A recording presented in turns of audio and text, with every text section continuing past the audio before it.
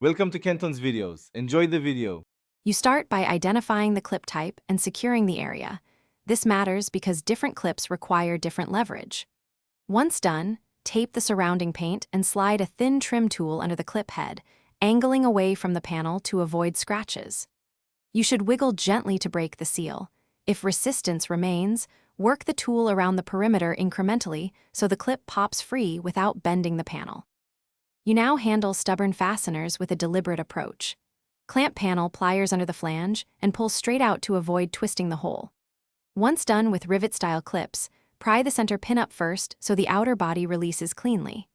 If a clip is brittle from cold or adhesive, warm it briefly with a heat gun for 5 to 10 seconds to soften plastics, then extract slowly so the clip and surrounding trim remain intact. You finish by inspecting holes and replacing any damaged clips with the correct type, because reuse of broken clips causes rattles and misalignment.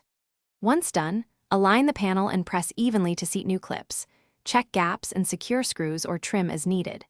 If a clip hole is stripped, repair by using a larger clip, an insert, or a panel washer. This restores tension and prevents future failures, and it solves most common post-removal. Thanks for watching. Consider subscribing if we helped you.